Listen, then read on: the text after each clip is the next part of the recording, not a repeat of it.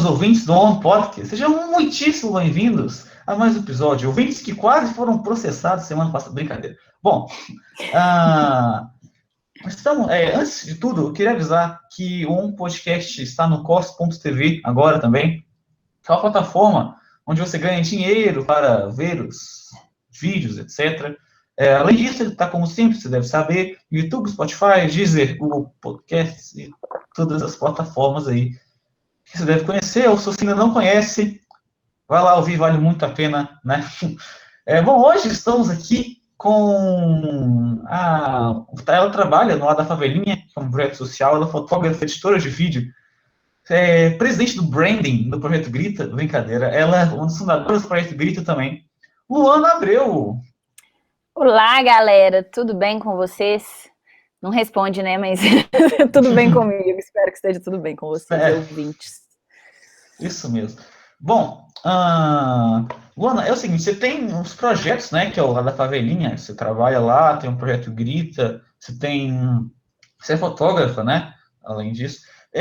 Como é que você consegue conciliar esses projetos todos? Nossa, então, isso é uma questão muito grande. Que a galera me perguntava muito, inclusive, uns 2018, assim, que eu tava fazendo 30 mil coisas ao mesmo tempo, ninguém entendia nada.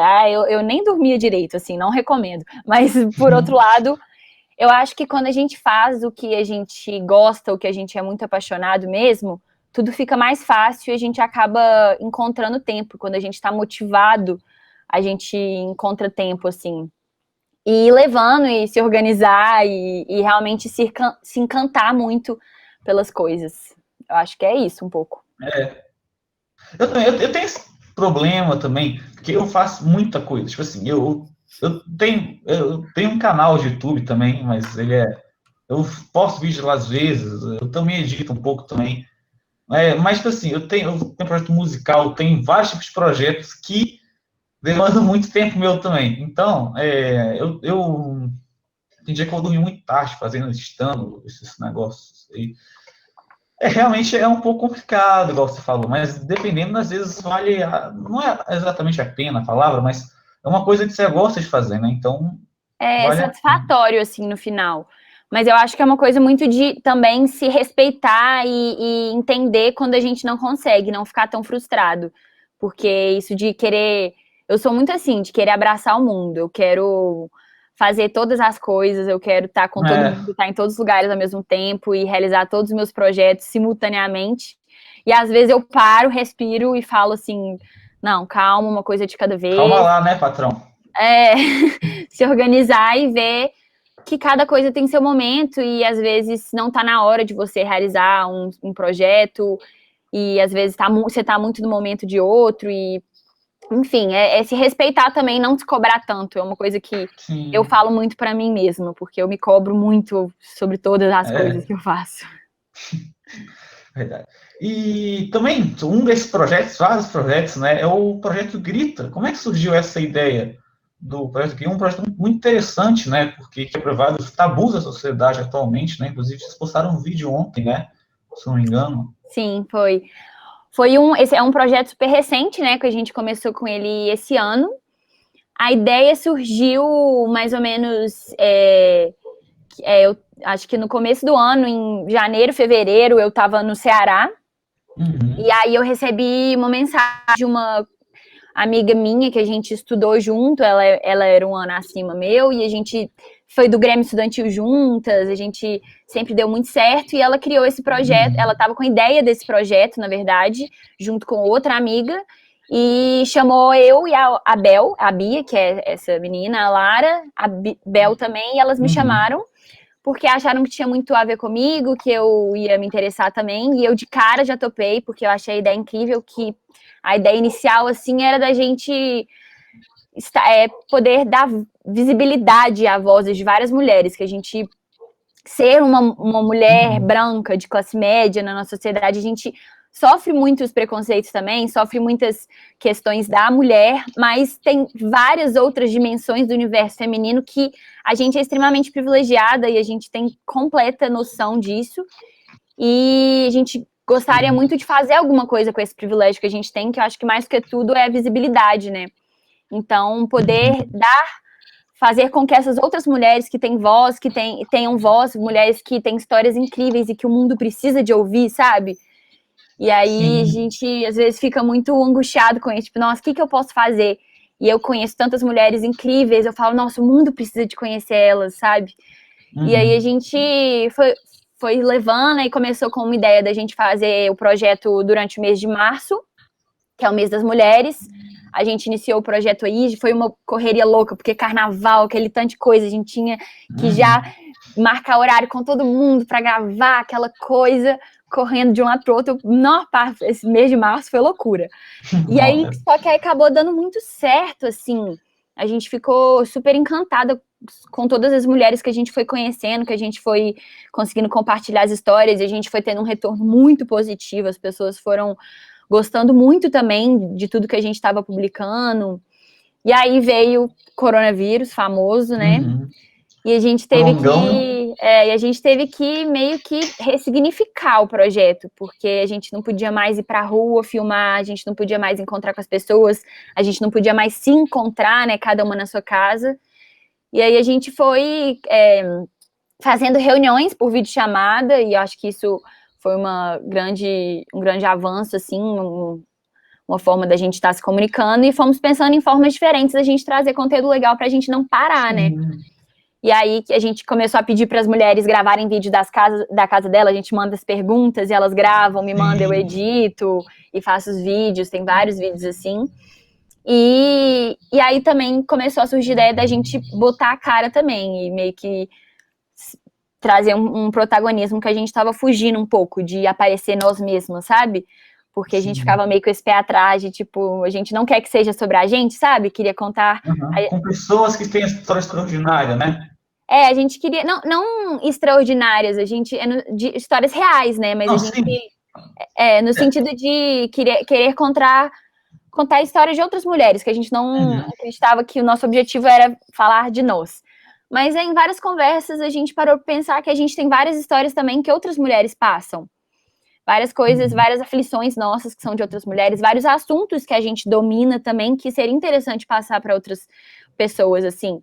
Então, inclusive, que foi o que meio que o marco que a gente está começando agora, do nosso planejamento daqui para frente, que começou ontem, né, que foi um vídeo meu falando sobre a questão da menstruação, que a gente zero fala sobre, é uma coisa super normal, e as pessoas não conversam sobre o assunto, e a gente falou em por que a gente não começa essa discussão, é um tabu da sociedade, né? Com várias coisas que, né? O Projeto Grita fala sobre tudo, né? Não tem... tudo, A gente quer ampliar bem essa discussão, não ficar presa em uma coisa só. E aquela ideia, né, de abraçar o mundo, depois, às vezes, a gente tem que colocar o pé no chão e falar assim, não, calma, e agora, no momento, o que a gente precisa de falar? Sim, porque é uma liberdade de expressão, né? Porque por mais que o aborto não seja tabu, ele ninguém impede ninguém de falar, né? Então, por exemplo, porque teve um caso de um amigo meu que foi censurado, que ele postou um vídeo lá falando de uma teoria de um cara lá, só que esse cara ele não aceitou isso e pediu para até cancelar o canal e, né, depois eu te conto o que aconteceu depois. Mas assim, e eu acho isso um absurdo, né? Porque todo mundo tem que ter direito ao que quiser para falar, né? Desde que. Não deixa nada, não. Tem que ter direito para falar, né? Eu acho que hoje em dia, principalmente, né? É muito estranho que em pleno século XXI a gente tenha nossas liberdades de expressão meio que limitadas, né?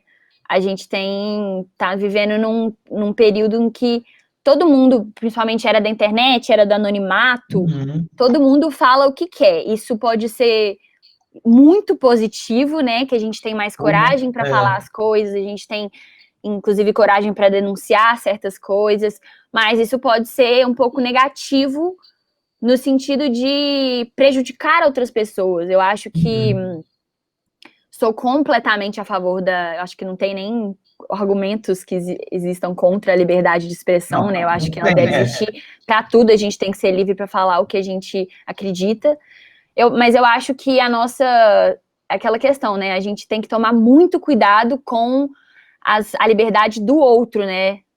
Em que momento que a minha liberdade fere o outro. Então, Infringe, né? Infringe, em que momento que o que eu tô falando pode magoar outra pessoa, o que eu tô falando pode estar prejudicando realmente o outro, né?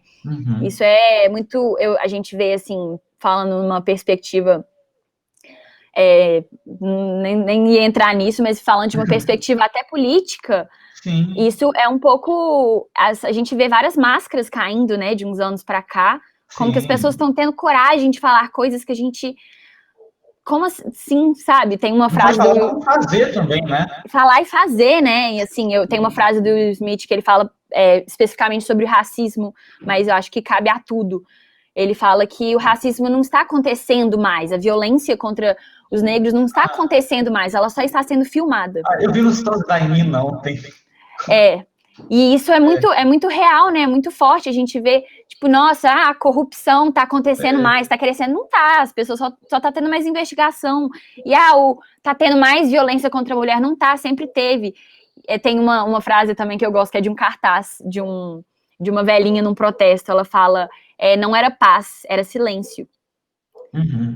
E quando as pessoas falam, não, porque antigamente era melhor. Não era melhor, não. As pessoas só não falavam das opressões que sofriam, sabe? Verdade. Então, a ditadura do Brasil, né?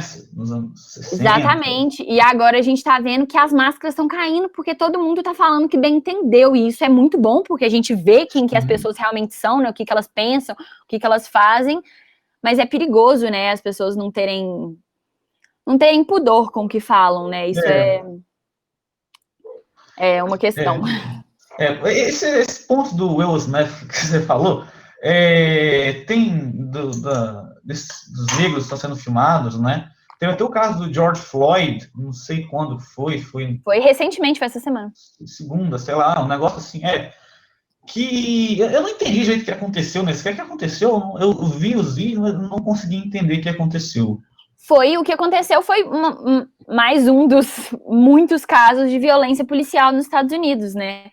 Que a gente tem bizarramente aqui no Brasil também, mas é um movimento muito forte nos Estados Unidos, que a forma como os policiais tratam os negros de uma forma extremamente violenta por motivos que não, às vezes, nem existem.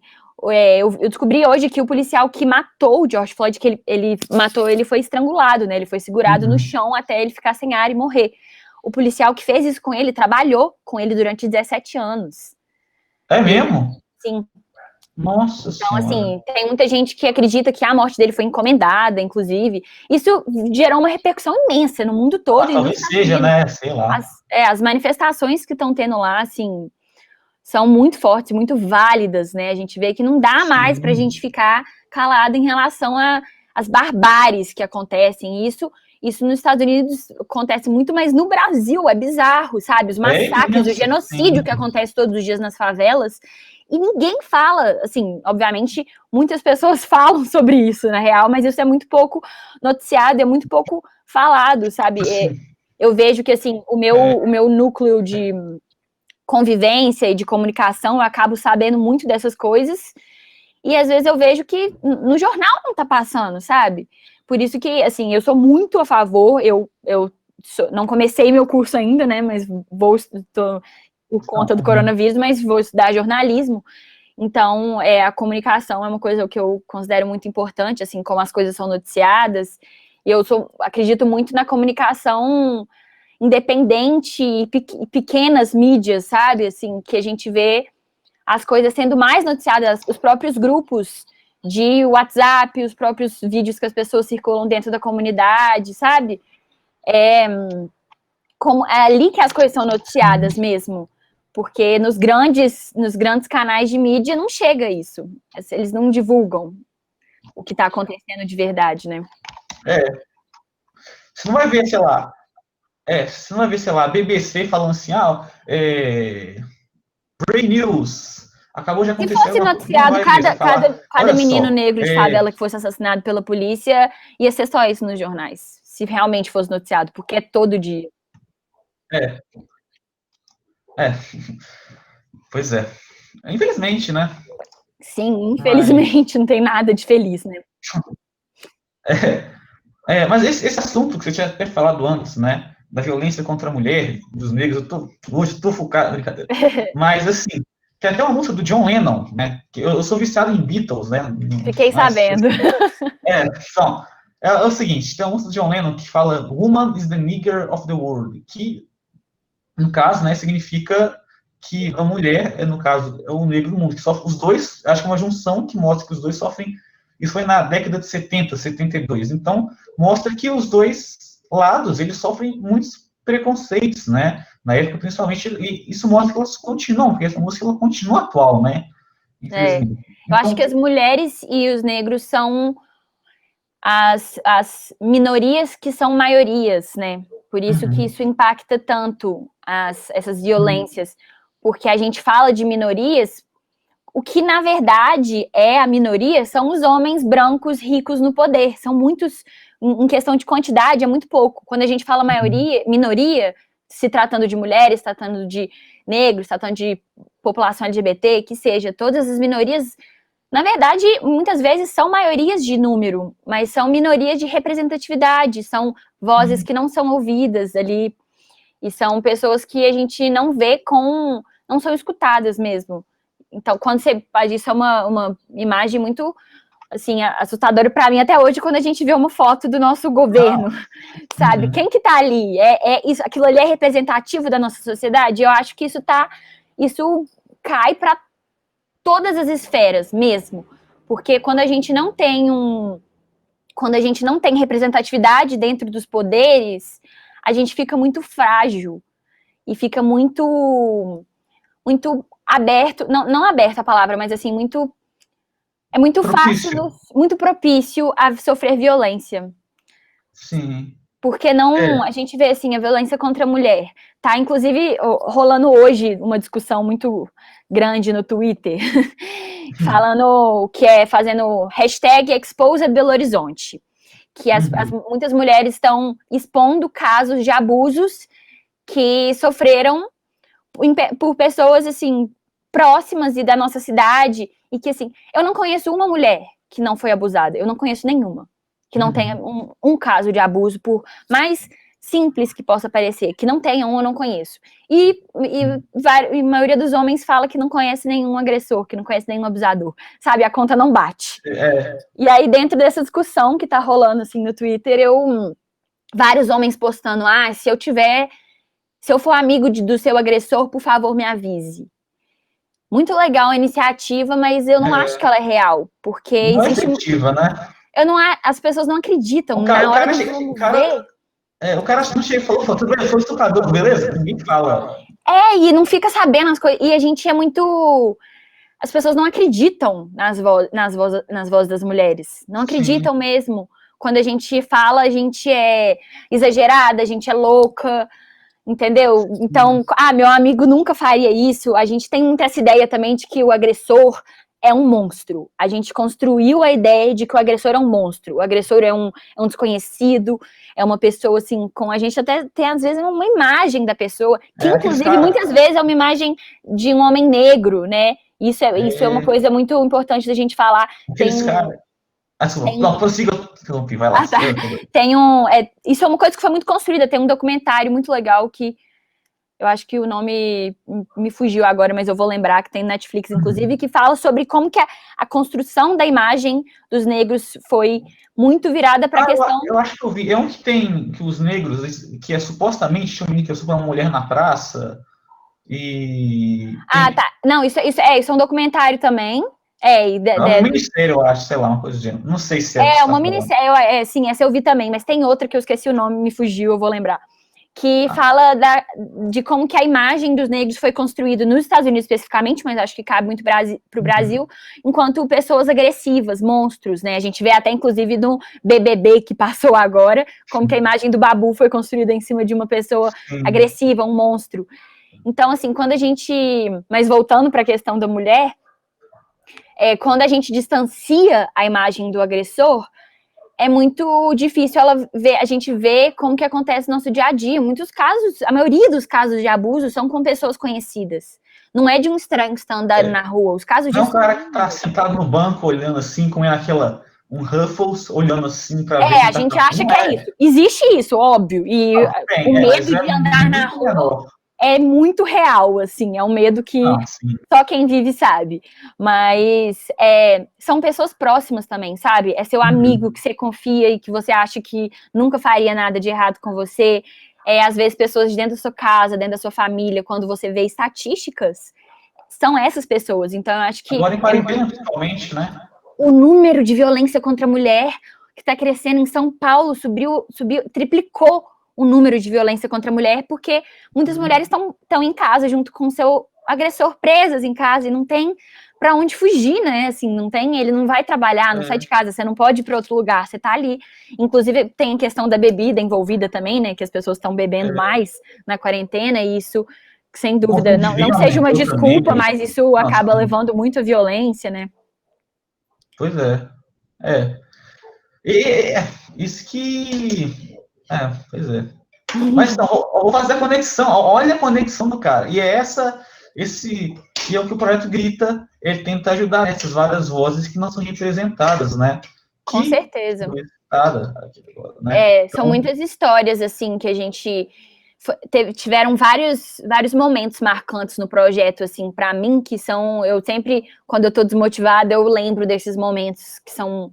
Quando para mim, o mais forte é quando a gente recebe relatos. Um tempo atrás, a temática que a gente estava trazendo é de relacionamento abusivo, violência contra a mulher, como um todo, e a gente abriu uma caixinha de perguntas, falando assim, a gente quer ouvir sua história, a gente vai acreditar na sua história, porque a gente entende tanto que é difícil denunciar, porque é muito fácil falar, denuncia, gente, por que não denuncia? Mas é muito difícil denunciar. Tá lá, foi todo agredido, o cara tá achando TV na sala, não vai ligar, alô, polícia? Você não vai fazer isso. Né? Óbvio. E também, vários outros casos, às vezes, que já passaram, é muito difícil ter coragem de falar, e até porque você chega numa delegacia cheia de homem, você chega ali num lugar, os traumas que tudo isso traz, né? É muito difícil ter a coragem de denunciar e de contar as histórias, né? E aí, quando a gente abriu essa caixinha, vieram muitos relatos de meninas que sofreram agressão dentro de casa, meninas que foram abusadas dentro de um relacionamento abusivo, né? Do próprio namorado. Então, assim, a gente vê... E pessoas, às vezes, que eu conhecia, que colocaram lá, e eu falei, meu Deus, eu não vi, eu não imaginava, sabe? É assustador, realmente, assim, ver o tanto que é recorrente e são assuntos que a gente não fala. E por isso que é o que mais dá força, assim, para mim, para as meninas, de continuar com o projeto, que a gente vê que, às vezes, a gente não tá impactando tantas pessoas, mas as que a gente tá impactando tá sendo forte, sabe? Tá sendo importante. E começa aí, né? Começa na gente conversando sobre o assunto. Conversa é a base de tudo, né? Conversando, você pode convencer qualquer um, né? Dependendo dos seus argumentos, sua base, né? E os relatos. Então, vale muito a pena. E o Projeto Livre está com muitos seguidores também, né? Eu vi hoje mais cedo. Estamos crescendo, assim. Cada um é uma vitória, assim. A gente fica muito feliz com a visibilidade que a gente está ganhando, porque não é o mais importante, mas é muito importante, porque quantas mais pessoas a gente alcança, acho que mais pessoas vão ficar sabendo dessas histórias, mais pessoas vão assim, tomar coragem para falar o que elas querem também. Bom, voltando àquele assunto do John Lennon, e voltando, John Lennon conecta com o Beatles, olha só, e aí tem o Paul McCartney, ele é vegano também, né? Então, o que é uma coisa muito benéfica para o meio ambiente, etc. E qual que você acha que é a importância desse movimento que vem crescendo muito ao longo desses últimos anos? Tem muita gente vegana, né? Tipo, eu sou vegetariana há mais de 3 anos, quase 4. Quando eu comecei, eu sou uma grande fã de Beatles também. Certo. E uma grande fã do Paul McCartney, enquanto pessoa mesmo. Eu acho ele um cara incrível. Eu fui em 2 shows dele que tiveram em BH. Eu não consegui. Ele é tão simpático, eu adoro. Não, pois é, o Paul é muito... Carisma. E ele foi uma das pessoas que, assim... eu acho muito, muito legal quando famosos, né, pessoas com visibilidade, se colocam, né, colocam como sua luta também, né, qualquer que seja, mas no caso específico do vegetarianismo, no veganismo, né, agora mais famosos estão falando sobre isso, e a gente é influenciado, né, da mesma forma que eu fui influenciada por Paul McCartney, que eu fui influenciada por Rincon Sapiência, que seja, pessoas que são veganos, vegetarianos e que disseminam a palavra, né, faz com que a gente fale, nossa, é possível, né. Quando eu comecei muitos anos atrás, eu comecei assistindo filmes. Foi um primeiro documentário que eu assisti, que chama What the Health, que tem no Netflix. E aí desse eu falei, poxa, tem uma coisa interessante aí. Porque ele fala da perspectiva de saúde. Eu sempre admirei muito o movimento, sempre admirei muito todos os vegetarianos que eu conhecia e falava, nossa, quando um dia eu quero ser. Mas eu nunca tomava o primeiro passo, que eu acho que é o mais difícil, né? Eu escuto muitas das pessoas, nossa, admiro muito, um dia eu quero ser, mas agora não. A gente, né, quando que vai começar? Quando é o amanhã, né? E aí... Acho que na academia, não, tô pagando, mas... segunda que vem eu começo. E aí quando segunda que vem você vai só pra comer da lanchonete, mas não, brincadeira. É tipo isso. E aí, quando eu comecei a assistir muito, eu me informei muito, que eu sou dessas, eu gosto muito de estudar, eu gosto muito de me informar sobre todos os assuntos e não começo nada antes de estar informada, até por uma questão de poder passar para as outras pessoas, né? Porque sou vegetariana e alguém me pergunta meus motivos, eu falo, tipo assim, não sei. Aí só tô. E aí, então, por isso eu gosto de ter meus motivos, porque isso ajuda também a gente ter força. Sim, pra gente não esquecer por que a gente tá fazendo isso, porque é muito fácil esquecer. Os meus principais motivos, assim, que me levaram, primeiro foi a questão, acho que, não primeiro, que não que hoje seja a coisa mais importante pra mim, mas foi o que me deu o pontapé inicial, foi ver a questão da saúde. Porque eu sempre pensava, nossa, eu deixando de comer a minha carne, não vou fazer uma diferença no sistema industrial de alimentos, sabe? Não vai ser eu que vai mudar isso. Eu sou uma porcentagem muito pequena, mínima. O que eu vou mudar nisso tudo, nessa indústria, né? Então, isso desmotiva muito. A gente fala, não, é muito pouco. E aí, quando eu vi esse documentário, que ele fala do consumo de carne e laticínios, como é prejudicial para o nosso corpo, para a nossa saúde, né? E aí, quando eu assisti, eu falei, caramba, eu tô acabando comigo mesma, por dentro. E a única pessoa que tem controle sobre isso sou eu, né? Não tem ninguém que tá fazendo isso por mim, que pode fazer isso por mim. Eu que estou ingerindo esse alimento. Então, assim, aí eu falei, não, eu acho que não tá legal. Tem vários documentários super interessantes, mostra vários casos, inclusive, de pessoas diabéticas, pessoas com câncer, pessoas com problemas de coração, que substituem praticamente todos os remédios por simplesmente parar de comer carne e laticínios. É assustador. A B12 tem... B12? Acho que é B12, né? B12. Tem muitos malefícios também, né? Não, assim, a B12 inclusive, a grande discussão do vegetarianismo, porque ela é o único que é realmente necessário para o nosso corpo e que vem da carne, né? Mas, na verdade, é porque é uma bactéria que tem na terra, que é processada pela carne. A forma mais fácil da gente pegar ela é comendo carne. Hoje em dia, eu faço meus exames constantemente e durante 2 anos eu não tive baixa de B12. E aí teve ano passado no meu exame deu um pouquinho baixo, e aí eu, de vez em quando, tipo, tomo um comprimidinho ali e tô tranquila, sabe? Não é uma grande questão.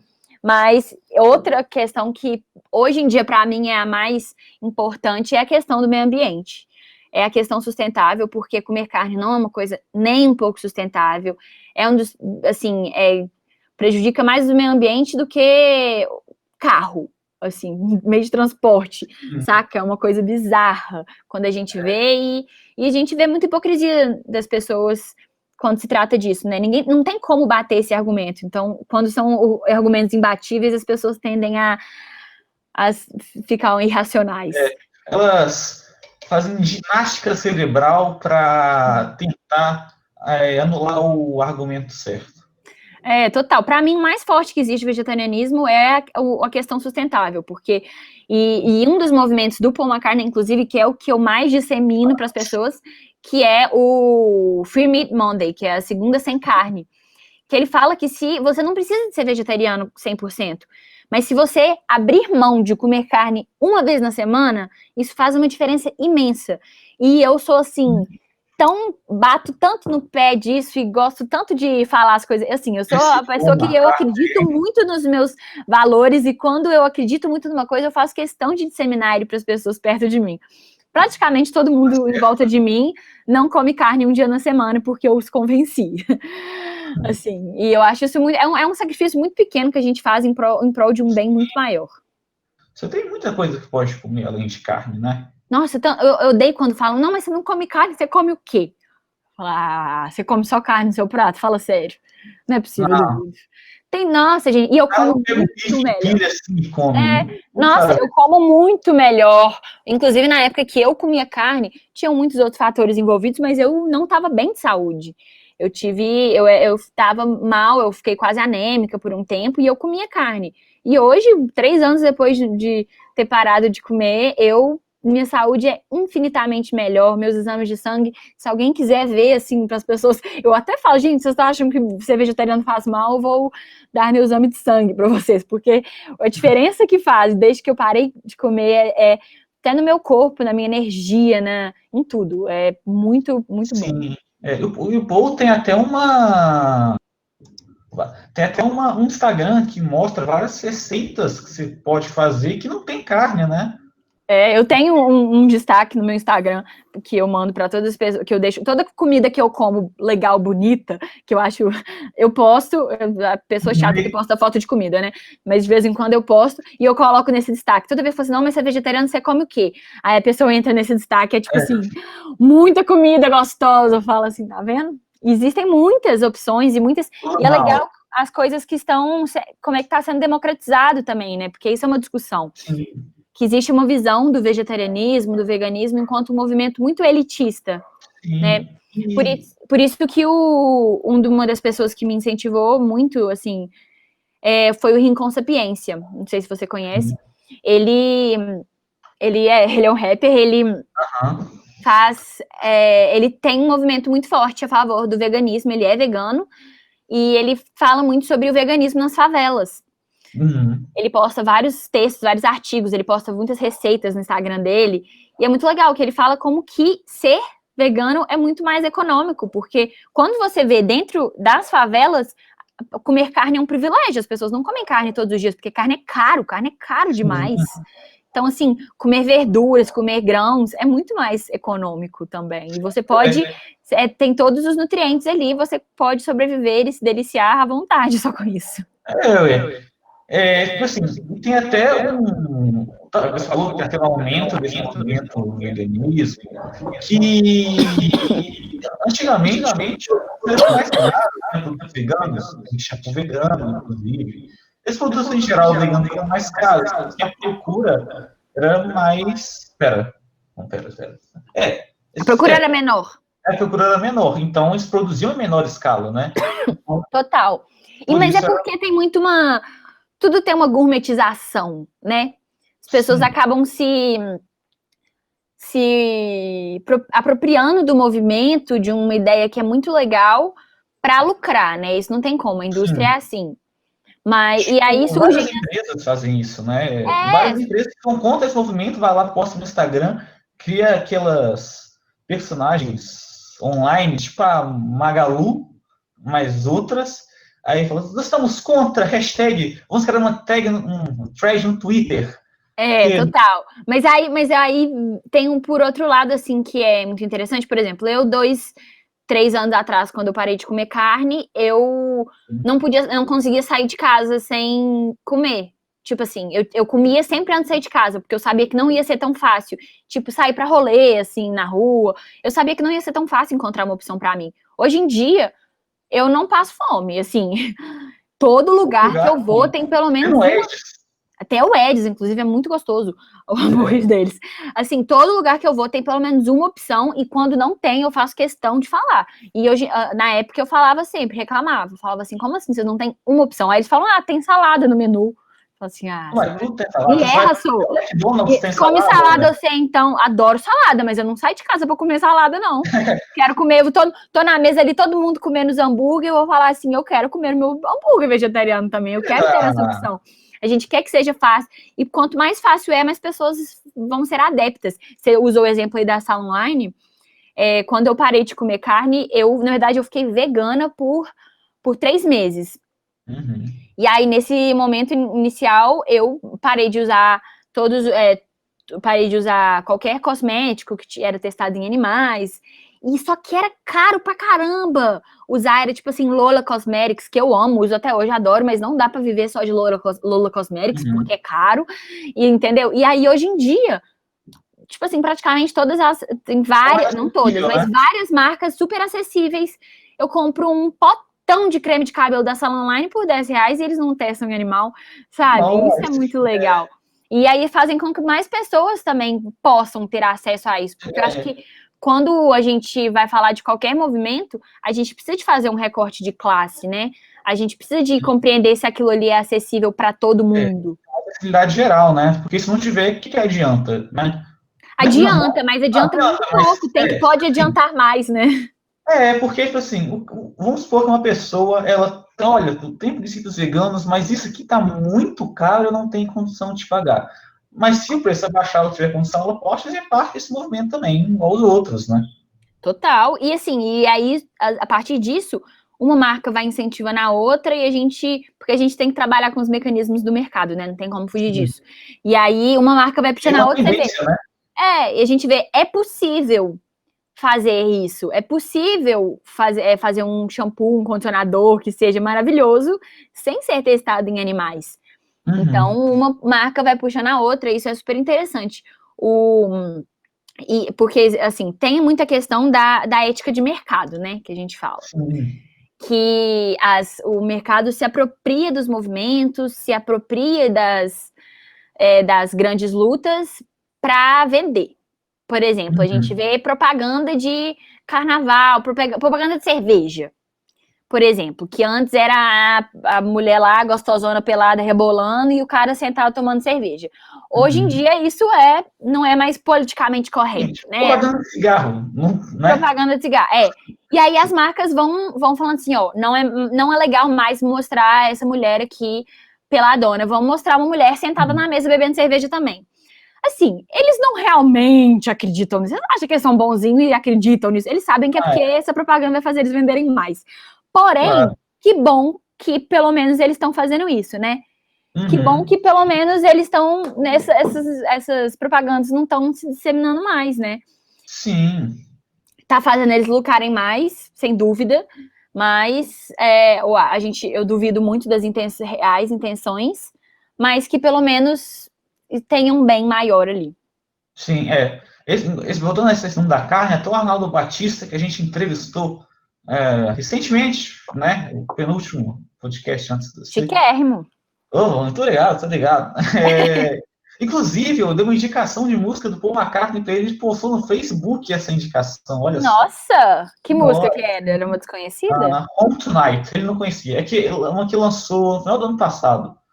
Aí, vou anotar. Você vai gostar. Tem Home Tonight e Na Hurry, que são esse EP que ele lançou no passado. Que ele gravou quando ele lançou o Egypt Station em 2017. Tá. Eu não tô acompanhando muito o trabalho atual do Paul, preciso de acompanhar. Eu compliquei demais a história agora também. Vive, agora. Mas é porque eu sou das que gostam de escutar as antigas. Eu também. Mas vale a pena depois, se você quiser escutar aí na Hurry. Inclusive, eu acho que ela lembra um pouco a música do Gilberto Gil, aquela Vamos Fugir para outro lugar. Ela lembra um pouco. Legal. Vou gostar. Mas voltando para o Arnaldo. Voltando para o Arnaldo, ele até acha que, tipo assim, os dentes caninos são uma involução humana de comer carne. Ele acha que se você for pensar, às vezes pode ser considerada uma boa ideia, né? Ele é vegetariano? Ou vegano, que seja, ou não? Eu não tenho certeza, mas eu sei que ele defende eu não comer carne. Total. Nesse documentário que eu falei, que é o What the Health, no Netflix, ele fala sobre isso. ele fala como que a gente não tem canino pontudo mais, né? Sim. A gente, então, assim, a gente não tem mais garra, porque argumento das pessoas, porque cadeia alimentar, né? Quero ver, vai lá caçar sua carne, vai lá. Se você conseguir caçar toda a carne que você come, aí eu pago o pau. Mas a gente vai caçar agora e ir no supermercado comprar carne, né? A gente não tem mais. Então a gente não tem mais o canino, o nosso sistema digestivo não é apropriado para comer carne. Inclusive, quando as pessoas comem carne, se sentem pesadas, né? Muito forte. Fica 3 dias no intestino, não é? Não, total. E a gente fica mal mesmo, né? Eu nem sei mais como é que é essa sensação, mas quando eu vejo outras pessoas, demora para fazer a digestão, você fica pesado, né? É porque realmente nosso sistema digestivo não é mais propício para isso, né? É uma evolução que a gente vai fazendo com o tempo e certas coisas passam a ser necessárias, tipo comer carne. E assim, eu conferi que o Arnaldo Batista ele é vegano. Só que eu não tinha certeza, porque eu imaginei que fosse por ele usar esse argumento, né? É porque eu só não tinha 100% certeza. Eu tinha 60% de 70%, mas eu não tinha 100%. Eu não queria afirmar coisa que eu não tinha 100% de certeza. Mas tá, muito aí. Bom. Importante isso. Na era de fake news é importante ter certeza. Sim, é importante. Viu você que acha que ele não é, ele é. Viu? É só para confirmar aí. Bom, mas sobre esse negócio da quarentena também, né? Assim, tá tendo a natureza agora, já tá tendo menos interferência do humano, né? Porque tá todo mundo em casa. Tá, não é que tá voltando, tá respirando isso, né? Eu sei que tem no Rio Tietê algumas partes ficaram menos poluídas, não que elas não estejam, porque o Rio Tietê é radioativo, né? Você tá lá, você sai com 2 cabeças, 3 braços, e você sai com um clone seu junto de brinde, mas tá mais limpo, inclusive, outras partes. De outros rios já estão limpas, e tem peixe, etc. A Baía de Guanabara, eu vi umas fotos outro dia que é bizarro. Dava para ver os peixes, tipo, na Baía de Guanabara. Impossível, é tipo um hack do universo. Total, eu acho que isso é um alerta, né, pra gente. Quando a gente vê o tanto que a natureza está agradecendo o fato da gente estar dentro de casa. Eu acho que isso vem muito de uma visão que a gente tem egocêntrica do ser humano, de que a gente está separado da natureza, né? A gente esquece que a gente é bicho também, né? A gente é bicho, a gente é racional, mas a gente é bicho. A gente tem nossos ciclos igual o bicho, a gente tem nossas raivas igual o bicho, a gente tem nossas necessidades, nossos desejos, a gente é bicho, a gente é animal, sabe? Isso é a gente esquece disso muitas vezes e a gente acha que a gente é melhor do que todos os outros. Inclusive, que é a questão do especismo, né? Que tem um documentário sobre isso também, se alguém quiser assistir. É bem pesado, mas chama Terráqueos, tem no YouTube. Foi o que eu assisti, depois eu nunca mais... Na descrição de tudo, depois. Quando acabar, ele é um que, assim, depois que eu assisti, eu nunca mais consegui comer carne. Porque os argumentos dele são muito fortes. E ele fala dessa questão de como que o ser humano se acha melhor do que todos os outros e a gente se acha no direito de abusar e de, tipo assim, torturar os animais e da gente também, assim, se matar áreas imensas em prol de coisas fúteis e luxos pra gente, sabe?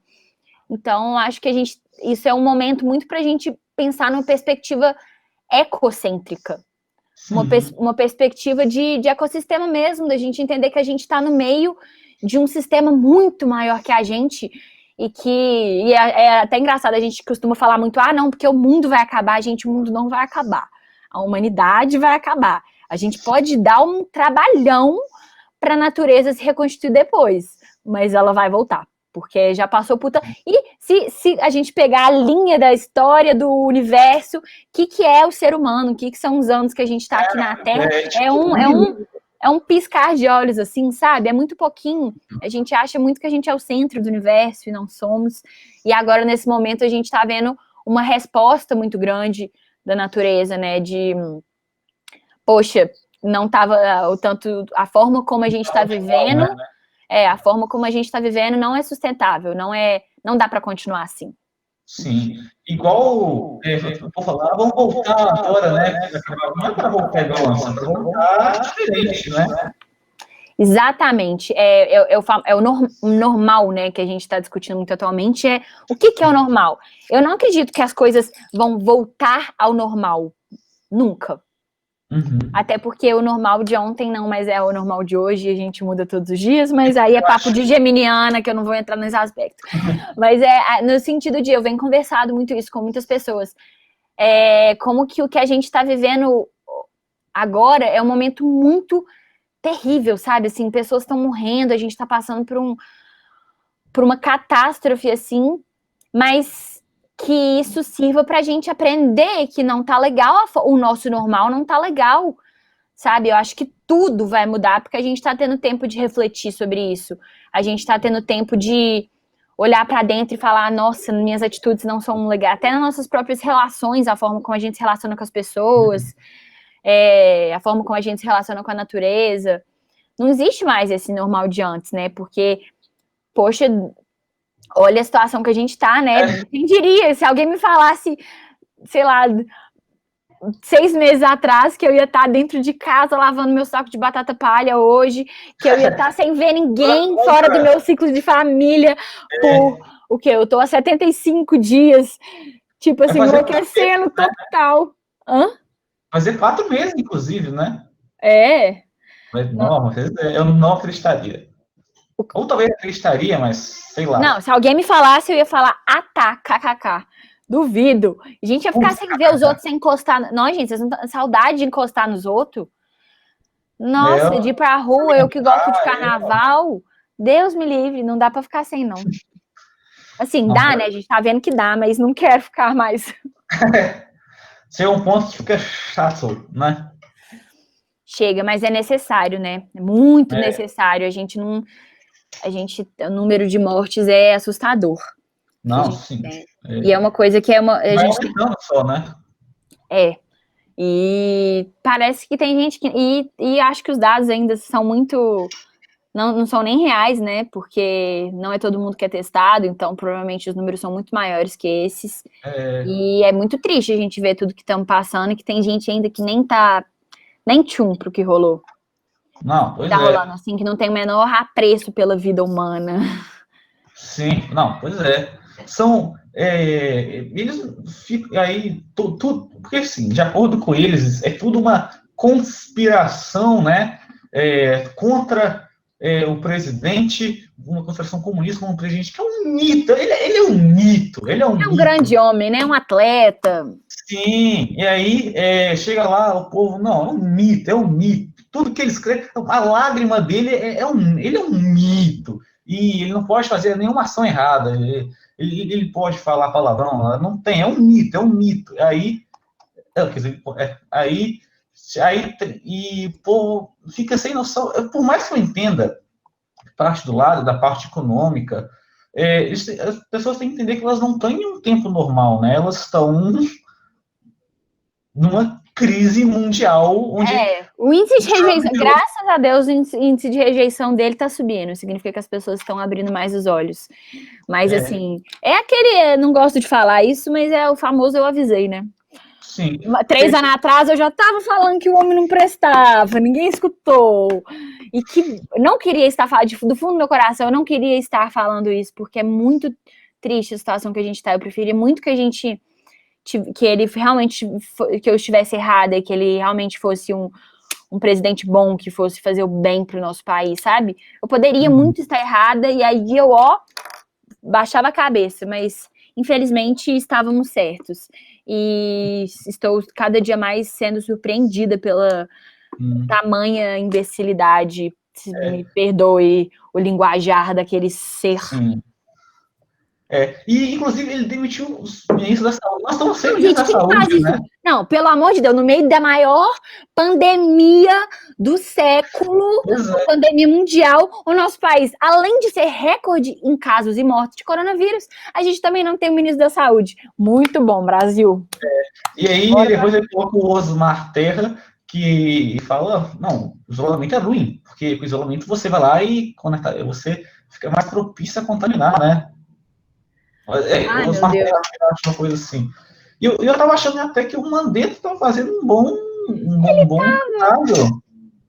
Mas é que Aquelas, que tempos ruins, né? Que a gente se contenta com mediocridades, né? Que a gente, pô, o mínimo, né? Tipo assim, um cara defende no meio de uma pandemia, ele fala, eu acho que seria bom que o nosso sistema de saúde fosse público. Aí, a todo mundo, bate palma, cabuloso. Que coisa ruim, né? Que as obviedades estão sendo colocadas em questão e que pessoas que fazem o mínimo são grandes heróis. E a gente tá. O pior para mim é a gente se acostumar com os absurdos. sim. Eu não me choco mais com nada que vem do Bolsonaro. Eu não me choco. Eu acho que a pior parte do governo Bolsonaro é fazer com que pessoas que estão erradas pareçam ser inteligentes. Esse é o grande problema do mundo, na verdade. Grandes. Eu não queria usar essa palavra de novo, mas grandes imbecis com muita voz e muito poder nas mãos que são capazes de fazer catástrofes. Tá legal. Isso a gente falando em várias coisas, né? Ter visibilidade, ter poder é um perigo, e as pessoas que a gente coloca nesses lugares, né? Desde presidente da República até os famosos que a gente tem e que a gente torna famosos, né? A gente tem que lembrar que a gente ainda, né, mais ou menos, a gente vive numa democracia muito frágil, mas ainda no papel estamos numa democracia. O poder, teoricamente, era para ser nosso, né? Era para a população ter a força de decidir quem que vai nos governar e fazer as melhores decisões possíveis. E a gente está vendo que, na verdade, a gente não, né? Porque eu não fui responsável por isso, mas temos no poder uma grande alcateia de asnos. E que fica dando cargo, né, para não sofrer impeachment. Eu não sei como é que esse homem não sofreu impeachment até. Na verdade, eu sei por quê, né? Ele tá armado até os dentes pela quem tá em volta. Mas motivo tem muito mais. Não vou nem entrar no aspecto da Dilma, que foi impeachmentada por muito menos. Mas então, esses gatos políticos estão falando, de acordo com eles, agora o Trump ele virou como. Não tô falando isso. Todo mundo que vai contra o Bolsonaro é comunista. A gente dói no fundo do meu coração receber quando eu vejo isso, porque o Trump ser comunista, Regina Duarte comunista, todo mundo que vai contra o Bolsonaro é comunista. Moro já é comunista na Austrália. Moro já é comunista na Austrália. E além do Mandetta. Todo mundo. A lista de comunistas só cresce, né? Antigamente era muito mais difícil ser comunista. Agora as máscaras estão caindo. Igual você falou, a máscara está caindo. Descobriram tudo, acabou, tá descoberto. Bom, então, nós estamos chegando a quase 1 hora de episódio. Uau, passou rápido. Passou mesmo. E, bom, a gente tem um princípio aqui no podcast, que é deixar o convidado escolher os últimos 10 minutos de tema. Você tem alguma coisa que você quer falar? Meu Deus, difícil essa. Ai, eu odeio escolher as coisas, gente. Pelo amor de Deus. Solta uma sugestão aí. Eu não sei, sei lá, se Netflix, eu sei lá, eu sei que pode escolher. É uma boa discussão, referências e representatividade dentro de cinema aí, ó. Isso, aí, eu tava pensando, vai lá, pode falar. Mas isso é uma coisa que eu penso muito, assim, eu sou uma grande fã de séries e filmes e cinema. Cinema, inclusive, era a minha segunda opção de curso para fazer na faculdade. E uma coisa que, inclusive, olha o link aí, que eu tava falando desse filme que... Quer ver? Eu vou lembrar o nome, eu vou até buscar aqui para eu lembrar o nome desse filme, que ele é importantíssimo, ele é muito pesado. Mas ele fala sobre como que o cinema tem uma capacidade muito grande de construir estereótipos. Cadê, ó? Quer ver, ó? Porque ele fala como que nos Estados Unidos... Calma aí, agora eu vou achar. A 13ª emenda, que chama. Beleza, safe. 13ª emenda. Ele fala sobre a 13ª emenda dos Estados Unidos, que, se eu não me engano, ela diz que todas as pessoas são livres e não podem ser torturadas, não podem passar por trabalhos escravos, mas aí ele fala todas as pessoas livres. E aí isso abre brecha para as pessoas dentro de presídios. E aí, nesse documentário, eles trabalham com eles explicam toda uma questão histórica, como que desde a abolição da escravatura nos Estados Unidos, foi construído desde o cinema até tudo, uma imagem do homem, principalmente o homem, a mulher também, mas o homem negro enquanto um monstro.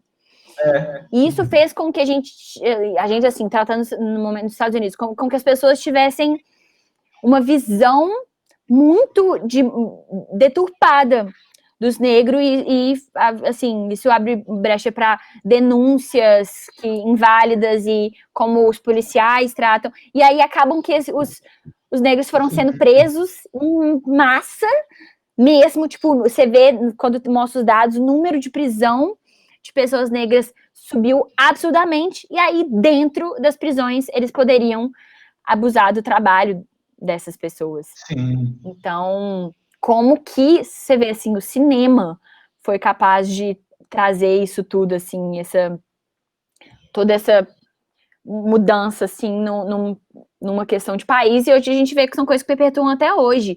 No Brasil, por exemplo, quando você vai ver o estereótipo até da mulher que tem, quem são as mulheres dentro os papéis que desempenham, né, dentro de agora isso está mudando mais, a gente está tendo histórias mais representativas, né, e isso é extremamente importante, mas assim, principalmente, não é meu lugar de falar isso, óbvio, mas falar sobre histórias de pessoas negras, mas como que existe um estereótipo do homem negro, ele ou vai ser o pobre da série, do filme, da novela, ou vai ser o gostosão, né? Ou vai ser, enfim, sempre dentro dessas caixinhas de pessoas, e aí que a gente traz isso muito para nossa vida. E a mulher negra também sempre vai ser, acaba caindo no papel da empregada doméstica. Sempre a gente vai criando esses estereótipos. E o cinema, os filmes, a televisão, novelas, isso influencia absurdamente nos nossos pensamentos. Mesmo assim. Regina Casé. Nossa. E influencia absurdamente, assim, nos nossos pensamentos, nas nossas atitudes, mesmo que inconscientemente, né? Então, quando é difícil a gente ver filmes e séries em que os personagens não são estereotipados. Eu vi uma pessoa outro dia reclamando, nossa, eu queria um filme de ficção com personagens gays e que a história não seja sobre eles serem gays, porque quando você vai ver todo filme que tem um personagem gay, a única função dele naquele filme é ser gay e todas as coisas que envolvem ser gay. Por que ele não pode só ser gay e ter uma narrativa super extensa, sabe? Por que a gente não pode ter um filme de ficção científica, um filme em que vampiras fazem aventuras e se apaixonam, sabe? Assim, por que sempre tem que ser em volta dessa questão? Tipo assim, a gente pode ir mais além, sabe? A gente quer mais. Eu acho que é isso. O cinema influencia uma massa, né? Total. Você vê quando cinema, por exemplo, de mulheres, desculpa, de super-heróis. Eu vi outro dia a comparação teve o Esquadrão Suicida, sabe? O filme que... Sei. Aquele filme... Eu adoro também esses filmes. Mas o Esquadrão Suicida, que tem a Arlequina. A Arlequina é a única mulher ali. O filme foi dirigido por um homem. Ela é extremamente sexualizada. Inclusive, o Ave de Rapina, em janeiro. Nossa, foi em janeiro, nossa senhora. É exatamente essa comparação que eu ia fazer. O Ave de Rapina foi um filme em que a Arlequina é uma das personagens, a Margot Robbie foi uma das diretoras do filme. O filme teve... A grande parte do elenco eram mulheres, grande parte da produção eram mulheres. A diferença em que os personagens são tratados é muito grande, sabe? A sexualização da mulher nesses lugares, no cinema, assim, o tanto que a Arlequina era a roupa, não é por ser que ela ia pra batalha com aquela roupa, você tá de sacanagem. A Mulher Maravilha, a gente, assim, bateu palma e amou quando tinha uma super-heroína no cinema. Uau, obrigada, Bom, Mulher Maravilha. né? Mas aí ela tá o tempo inteiro com aquela roupinha, ela tá sempre, tipo assim, sendo super sexualizada. Um ganho pra mim foi, por exemplo, quando a Capitã Marvel, eu acho que ela foi uma personagem que não foi tão sexualizada assim. Eu acho que a gente tá aprendendo, né? Com as coisas. Mas eu gostaria de ver mais mulheres no protagonismo do cinema, das novelas, dos filmes, das séries. Gostaria de ver mais narrativas femininas e que não fossem tão estereotipadas e sexualizadas, né? Não, pois é, com certeza. Gostaria de ver mais mulheres produzindo esses filmes. Sim, Eu acho que isso... inclusive, teve Mulan, foi adiado, eu acho, o lançamento, né, por causa do coronavírus. Famoso. Mas eu acho, eu não lembro o que era direito, mas foi o primeiro filme, alguma coisa, que foi dirigido por uma mulher, mas eu não lembro direito o que. Não, eu acho que era o elenco todo feminino, sei lá, alguma coisa de gênero. Isso é, inclusive no Grita, a gente faz isso direto. A gente indica livros, filmes, séries que são produzidos por mulheres, dirigidos por mulheres. A gente tem um destaque, quem quiser entrar aí, Grita Projeto, no Instagram. Vai estar tudo aqui. Bom, eu vou deixar aqui os links na descrição. Vou falar da Favelinha, vou colocar perto Grita. E aí a gente indica muitos filmes, inclusive o filme que eu acredito que você goste muito, que chama Across the Universe. Com certeza, né? Ele foi dirigido por uma mulher. Sim, e ganhou Oscar, inclusive, né, de melhor trilha sonora. Sim, é um filme incrível, eu sou super fã também. E a gente acaba descobrindo que vários filmes incríveis que a gente já assiste foram dirigidos, produzidos por mulheres. E eu acho importante a gente dar preferência para isso, assim... às vezes eu falo assim, nossa, eu tô entre dois filmes para assistir e um foi dirigido por uma mulher, eu vou dar preferência para esse, porque a gente vê o tanto que é difícil, assim, para as mulheres em todas as cenas, né? Até mas para começar a produção, também. Né? Até para começar uma produção, né? Nossa, e assim, e dentro de empresas, sabe? Eu fico vendo, quando eu vejo mulheres em posição de liderança e poder, eu fico muito feliz, porque eu imagino quão difícil é chegar lá. Verdade. Bom, acho que já estamos com 1 hora já de episódio, até um pouco mais longo, geralmente faz 40, 50 minutos, mas com essa fala, eu acho que a gente finaliza o nosso episódio de hoje, né? Porque se a gente pode talvez fazer uma continuação depois, se quiser. Você gostou? Espero que você tenha gostado, né? Adorei participar. Desculpa a falazada que eu arrumo. Não, é bom, né? Mas fiquei muito feliz de ter sido convidada. Muito obrigada e muito parabéns. Obrigado, vocês pelo projeto. Continuem sempre, né? Jamais desistam, porque, como diria o grande poeta Emicida, que eu sou muito fã, você é o único representante do seu sonho na face da Terra. Então, assim... É verdade. Ficamos com essa frase hoje. Eu esqueci de falar um negócio. Bom, muito obrigado, ouvinte. Você que ouviu no Spotify, Deezer, Google Podcast, as plataformas todas, porque são todas, até caiu aqui. São muitas plataformas digitais disponíveis, mas a gente não está ainda na Netflix, viu? Mas a gente ainda não está na Twitch. Mas nós estamos no YouTube, várias plataformas, nós estamos na Costa.tv. Os links vão estar aqui na descrição, provavelmente. Mas qualquer coisa, é só vocês precisarem, um podcast que vocês vão provavelmente achar. Qualquer coisa, a gente tem nosso Instagram, @umpodcast. Sigam a Luana nas redes sociais, o Projeto Grita, lá da Favelinha. Vou ver se eu acho os links para colocar aqui na descrição também, dos filmes que ela indicou. O Tomás, que não pôde participar hoje, né? Talvez os próximos ele não consiga por causa da agenda dele. E queria fazer um anúncio que talvez a gente faça um podcast ao vivo na Giroletras. Olha só que legal. Olha, que massa. E é só, talvez, né? Não sei, foi um planejamento meio do Tomás. E nós também estamos pensando como é que nós vamos voltar à nossa base física, né? Nós já estamos planejando o nosso estúdio para gravação, um podcast, olha só. Uau, chiquérrimos. Isso mesmo. Tá bom, eu acho que é isso. Deu tudo certo. Verdade. Muito obrigado. Obrigada a você. Hoje, então é isso. Falou, gente. Tchau, galera.